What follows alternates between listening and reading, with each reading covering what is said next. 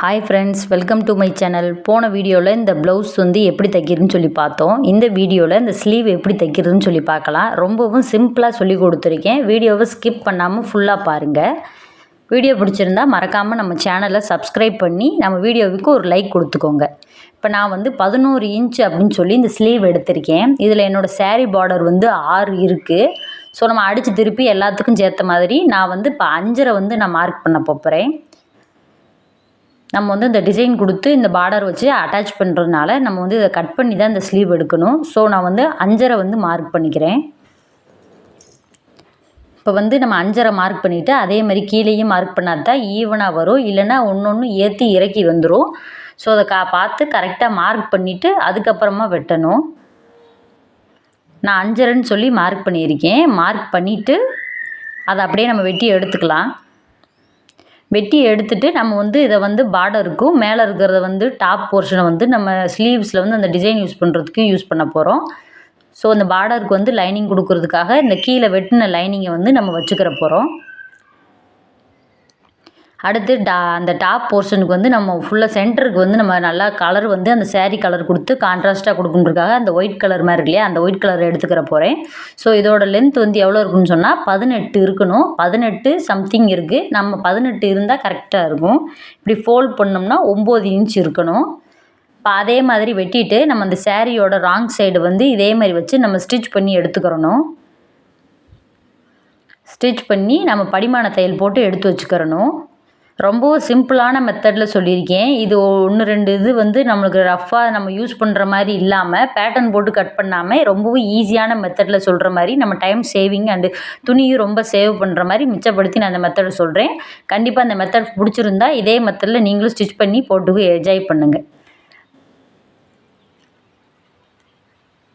இப்போ இந்த மாதிரி படிமான தையல் போட்டு எடுத்து வச்சுக்கிறணும். அதே மாதிரி இந்த சைடும் அதே ஒரு துணியை எடுத்து நம்ம ரோஸ் கலர் துணியை வந்து இப்போ அந்த வெள்ளையோடு அட்டாச் பண்ணி இப்போ கரெக்டாக கொடுக்க போகிறோம். தையல் போட்டு அது மேலே படிமான தையல் போடுறது கண்டிப்பாக போடணும்.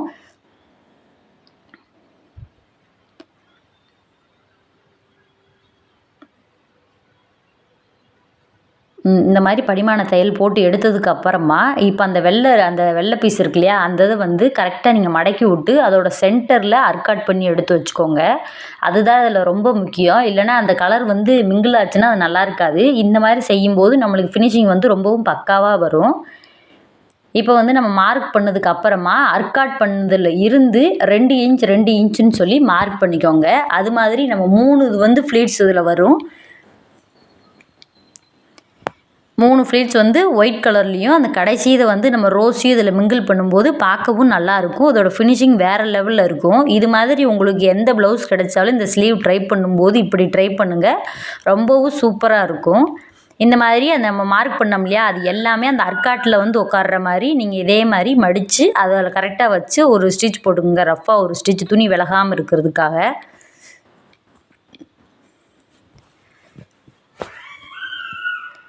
அந்த மாதிரி ஸ்டிச் பண்ணி ஒரு சைடு எடுத்ததுக்கு அப்புறமா மறுபடியும் அதோட ஆப்போசிட் சைடையும் இதே மாதிரி அந்த மார்க் பண்ணியிருந்தோம் இல்லையா, அதை ஃபுல்லாக கரெக்டாக இதில் மேட்ச் ஆகுற மாதிரி 2 இன்ச் 2 இன்ச்சுன்னு சொல்லி மார்க் பண்ணியிருப்போம். அதை எடுத்து கரெக்டாக இதில் வச்சு உட்கார்ற மாதிரி நல்லா கரெக்டாக இது பண்ணுங்க.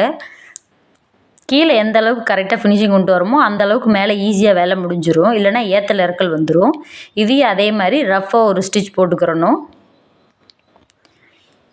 இப்போ கரெக்டாக நம்ம எல்லாமே கரெக்டாக முடிச்சிருக்கோன்ற பட்சத்தில் மறுபடியும் அது மேலே ஒரு டபுள் ஸ்டிச் போட்டிங்கன்னா துணி வந்து விலகாமல் நல்லா திக்காக கிடைக்கும். துணி விலகாமல் இருந்துச்சுன்னா நம்மளுக்கு ஃபினிஷிங் வந்து ரொம்பவும் ஒழுங்காக கிடைக்கும். அந்த மாதிரி ஸ்டிச் போட்டு எடுத்ததுக்கு அப்புறமா இப்போ வந்து மேலே இருக்கிற துணியை வந்து இப்போ நம்ம வந்து சரி பண்ண போகிறோம். ஸோ மேலே அர்க்காட் பண்ணோம் இல்லையா, அதில் நம்ம 1 இன்ச் 1 இன்ச்சுன்னு அந்த பக்கமும் இந்த பக்கமும் வர மாதிரி நம்ம வந்து மார்க் பண்ணிக்கிற போகிறோம். மார்க் பண்ணிவிட்டு பண்ணோம்னா நம்மளுக்கு வந்து இதோட அலைன் பண்ணுற விதம் வந்து கரெக்டாக வரும். ஒரு ஸ்லீவுக்கு இன்னொரு ஸ்லீவுக்கு வித்தியாசம் வராமல் கரெக்டாக இருக்கும். இந்த மாதிரி ரஃப்பாக இது பண்ணிக்கோங்க. அதுக்கப்புறம் நீங்கள் எந்த அளவு வித்தியாசத்தில் நீங்கள் இந்த மாதிரி இருக்கணும்னு நினைக்கிறீங்களோ அந்த மாதிரி நான் ஒரு 1/2 இன்ச் வித்தியாசத்தில் கொடுத்துருக்கேன். ஸோ அந்த மாதிரி நீங்களும் அரேஞ்ச் பண்ணிவிட்டு அப்படியே ஸ்டிச் போட்டால் அவ்வளோதான், ஃபினிஷ் ஆயிரும். ஸ்லீவோட மெத்தட் ரொம்ப ரொம்ப ஈஸியான மெத்தடில் சொல்லியிருக்கேன். நான் பேட்டர்ன் கட் பண்ணி எல்லாமே பார்த்து கடைசியாக நான் இந்த மெத்தட் ஃபாலோ பண்ணியிருக்கேன். இது ரொம்பவும் ஈஸியாக இருக்குது. அதே மாதிரி பேட்டர்ன் போட்டு செய்கிறதுக்கு லேட் ஆகும். இது மாதிரி தைக்கும்போது நம்மளுக்கு டைமும் சேவ் ஆகும். ஈஸியான மெத்தடில் துணியும் ரொம்பவுமே மிச்சம் வரும். இந்த மாதிரி தைக்கும்போது கரெக்டாக அதே மாதிரி மட்டும் அலைன் பண்ணிடுங்க. அந்த மாதிரி அலைன் பண்ணிவிட்டு சும்மா ரஃப்பாக ஒரு ஸ்டிச் போட்டு எடுத்துக்கோங்க. அந்த மடித்தது வந்து மாறக்கூடாது, அதுக்காக ஸ்டிச் போட்டு எடுக்க போகிறோம். இந்த மாதிரி மடித்து எடுத்ததுக்கு அப்புறமா லைனிங்கோட சென்ட்ரு பீஸில் வந்து இந்த மாதிரி நீங்கள் வந்து ஒரு மார்க் பண்ணோம்னா நம்மளுக்கு சென்ட்ரு வந்து கரெக்டாக அதில் மேட்ச் ஆகிற மாதிரி இருக்கும். மேலேயும் கீழேயும் அதே மாதிரி நம்ம மார்க் பண்ணோம்ல அந்த இடத்துல கரெக்டாக உட்காரணும். அந்த அளவுக்கு வச்சு நம்ம சும்மா அடித்து திருப்பக்கூடாது, சும்மா ரஃப்பாக ஒரு ஸ்டிச் போட்டுக்கிறணும்.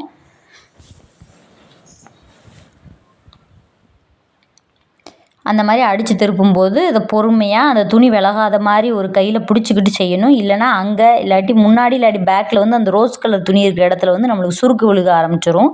ஸோ அதை பொறுமையாக நம்ம நேராக அந்த இதை வச்சு அப்படி தையல் போடும்போது நம்மளுக்கு கரெக்டாக இருக்கும். அதோடய ஷேப்பே சைடு பார்த்த மாதிரி தான் இருக்கும், ஆனால் ஃபினிஷிங் வந்து வேறு லெவலில் இருக்கும். சுருக்கு விழுக விட்டோம் அப்படின்னு சொன்னால் அந்த இடத்த அப்புறம் திருப்பி அடிக்கும்போது முன்னாடி சுருக்கு வந்திருக்கும், அந்த கைக்கிட்ட நல்லா இருக்காது, ரொம்ப அசிங்கமாக இருக்கும். இந்த மாதிரி செஞ்சிங்கன்னா அது ரொம்பவும் பர்ஃபெக்டாக இருக்கும்.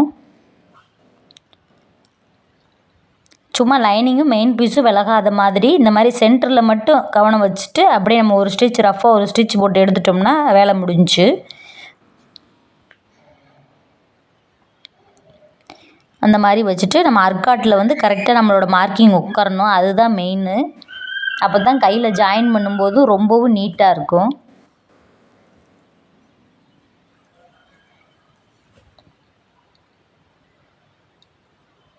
பொறுமையாக எங்கேயும் சுருக்கமே இல்லாத மாதிரி பார்த்து இது பண்ணிடுங்க.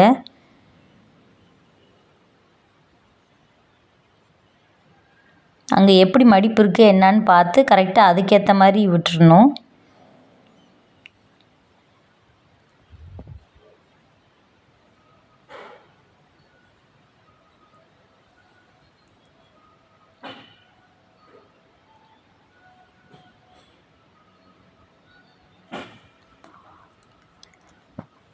அந்த மாதிரி ரஃப்பாக ஒரு ஸ்டிச் பண்ணதுக்கு அப்புறமா நம்ம அந்த எக்ஸஸ் துணியெல்லாம் வெட்டி எடுத்துடணும்.